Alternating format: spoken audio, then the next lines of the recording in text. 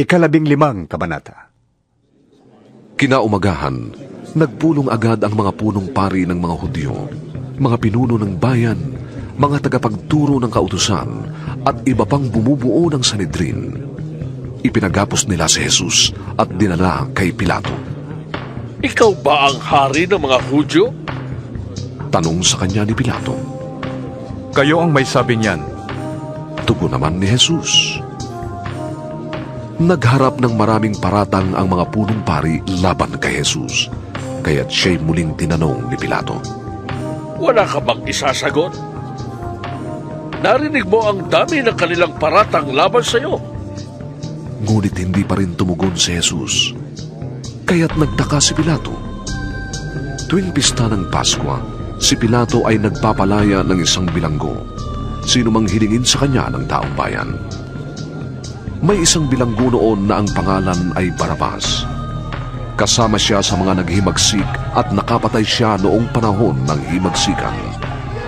Nang lumapit ang mga tao kay Pilato upang hilingin sa kanya na gawin niya ang dati niyang ginagawa, tinanong sila ni Pilato, Ibig ba ninyong palayain ko ang hari ng mga Hudyo? alam ni Pilato na inggit lamang ang nag-udyok sa mga punong pari upang isakdal si Jesus. Ngunit sinulsulan ng mga punong pari ang mga tao na si Barabas ang hilinging palayain.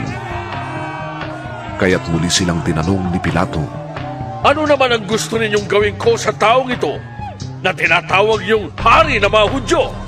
Ipako siya sa cross! sigaw ng mga tao.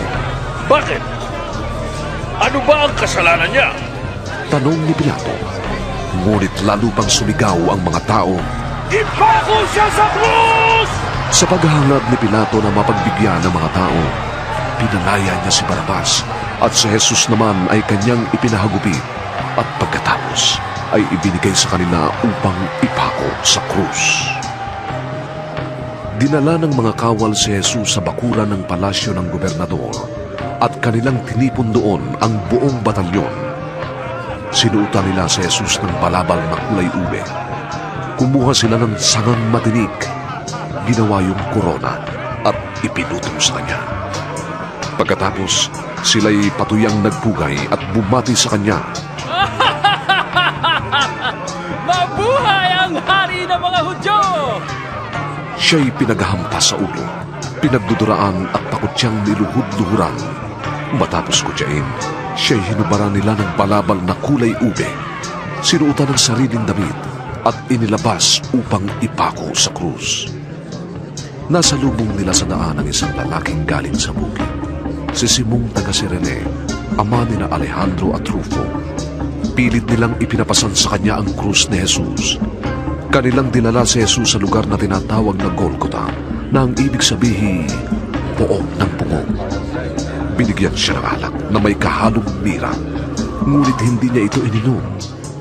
Ipinako siya sa krus at saka pinaghati-hatian ang kanyang damit sa pamamagitan ng kalabunutan. Ikasyam ng umaga nang ipako siya sa krus. Isinulat sa itaas ng krus ang sakdal laban sa kanya, ang hari ng mga Hudyo.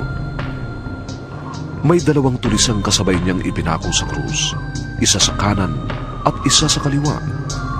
Ininsulto siya ng mga nagdaraan. Pailing-iling nilang sinasabi, O ano? Di ba ikaw ang gigiba sa templo at muling magtatayo nito sa loob ng 3 araw? Bumaba ka sa krus at iligtas mo ngayon ng iyong sarili. kinukutya rin siya ng mga punong pari at mga tagapagturo ng kautusan. Wika nila sa isa't isa, Iniligtas niya ang iba, ngunit di may ligtas ang sarili! Makita lamang nating bumaba sa krus ang Mesiyas na yan na hari daw ng Israel!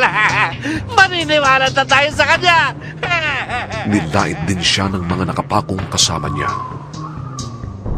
Nagdilim sa buong lupain mula sa tanghaling tapat hanggang sa 3 ng hapon. Nang 3 na ng hapon, sumigaw si Jesus, Eloi! Eloi! Lema sabachthani! Satani. Na ang ibig sabihin ay Diyos ko!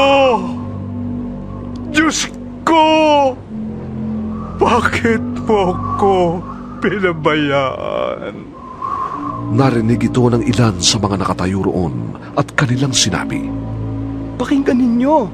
Tinatawag niya si Elias. may tumakbo upang kumuha ng isang espongha. Ito'y binasa ng maasim na alak. Inilagay sa dulo ng isang patpat at ipinasipsip kay Jesus. Tingnan nga natin kung darating si Elias upang iligtas siya. Sabi niya. Sumigaw ng malakas si Jesus at pagkatapos ay nalagutan ng hininga. At napunit sa gitna ang tabing ng templo mula sa itaas hanggang sa ibaba. Nakatayo sa harap ng krus ang kapitan ng mga kawal. Nang makita kung paanong namatay si Jesus, sinabi niya, Tunay ngang anak ng Diyos ang taong ito. naroon din ang ilang babaeng nakatanaw mula sa malayo. Kabilang sa kanila si Maria Magdalena, si Mariang ina ni Santiago na nakababata at ni Jose at si Salome. Mula pa sa Galilea ay sumusunod na sila at naglilingkod kay Jesus. Naroon din ang iba pang mga babaeng kasama ni Jesus na pumunta sa Jerusalem. Nang dumidilim na, dumating si Joseng taga Arimatea, isang iginagalang na kagawad ng Sanhedrin. Siya rin ay naghihintay na maghari ang Diyos. Dahil araw noon ng paghahanda o bisperas ng araw ng pamamahinga, naglakas loob siyang lumapit kay Pilato upang hingin ang bangkay ni Jesus. Nagtaka si Pilato nang marinig niyang patay na si Jesus. Kaya't ipinatawag niya ang kapitan at tinanong kung ito'y totoo. Nang malaman niya sa kapitan na talagang patay na si Jesus, pumayag siyang kunin ni Jose ang bangkay. Ibinaba mula sa krus ang bangkay ni Jesus at binalot sa telang lino na binili ni Jose. Pagkatapos, ang bangkay ay inilagay sa isang libingang inuka sa bato at iginulong ni Jose ang isang malaking bato sa pintuan ng libingan. Nagmamasid naman sina Maria Magdalena at Mariang ina ni Jose at nakita nila kung saan inilibing si Jesus.